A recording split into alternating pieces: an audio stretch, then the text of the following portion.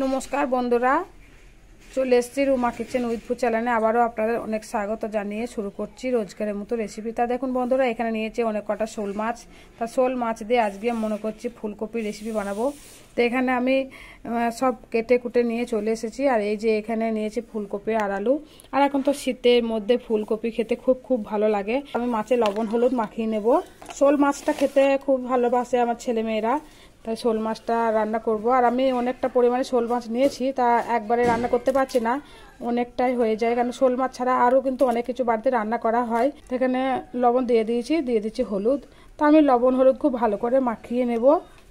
এখানে কড়াই বসিয়ে দিয়েছি, কড়াইয়ের মধ্যে দিয়ে দিচ্ছি সর্ষের তেল।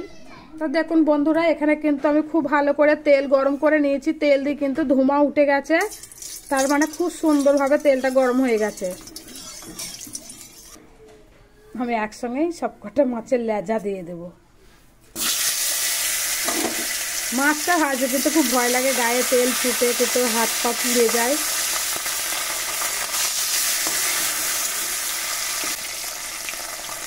মাছগুলো আমি এইভাবে করে সব মাছ কিন্তু ভেজে নেব। এখানে আমি মাছ ভেজে নিয়েছি। মাছ ভাজার তেলে কিন্তু আমি এখানে আলু ডুমো ডুমো করে কেটে নিয়েছি, আলু কটা ভেজে নেব। আমি সব কিছু ভেজে কষি তুলে নেব, তারপরে কিন্তু মাছের রেসিপিটা বানাবো। মাছের রেসিপিটা এইভাবে কিন্তু সব কিছু কষি নেওয়ার পর করলে কিন্তু খেতে খুব ভালো লাগে। এবার আমি ফুলকপিটা ভেজে নেব।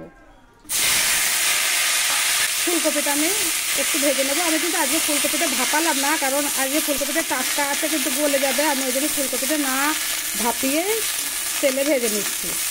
এখানে মশলা বেটে নিচ্ছি, শুকনো লঙ্কা, রসুন, আদা, জিরে, এই কটা মশলা বেটে নেব। এখানে তেল খুব ভালো করে গরম করে নিয়েছি। এখানে ফোড়নে দিয়ে দিচ্ছি 5 ফোড়ন, গোটা এলাচ, শুকনো লঙ্কা।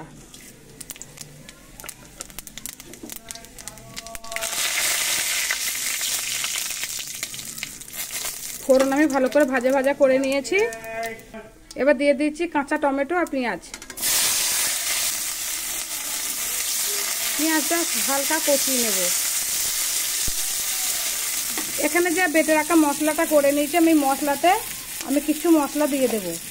এখানে দিয়ে দিচ্ছি স্বাদ মতো লবণ। এখানে দিয়ে দিচ্ছি 1 চামচ হলুদ। পেঁয়াজটা ভাজা করে নিয়েছি, এইভাবে কাঁচা ভাজা করে নিয়েছি। আমি কিন্তু খুব একটা বেশি ভাজিনি। এবার দিয়ে দেবো বেটে রাখা মশলা। এবার দিয়ে দিচ্ছি সামান্য একটু জল।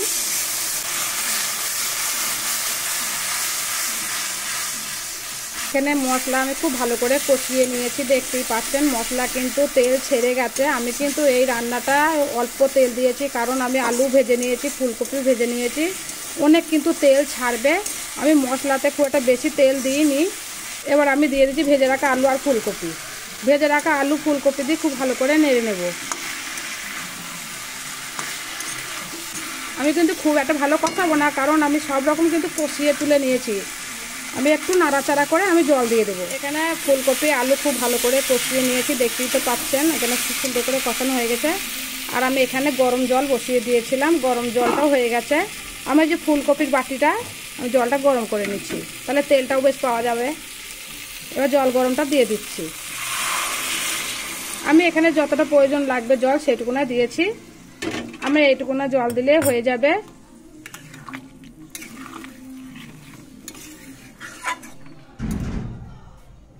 এখানে জল পরিমাণ মতো দিয়ে দিয়েছি। আর লবণ হলুদ আমি কিন্তু খুব ভালো করে আমি মাপ করে দিয়ে দিয়েছি। আর কিন্তু এখানে লবণ হলুদ আর লাগবে না। আমি এবার কিছুক্ষণের জন্য ঢাকা দিয়ে রেখে দেবো।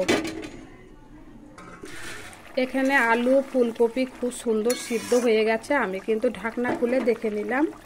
এবার আমি এখানে ভেজে রাখা শোল মাছ দিয়ে দিচ্ছি। শোল মাছ দিয়ে কিছুক্ষণের জন্য ফুটিয়ে নেব।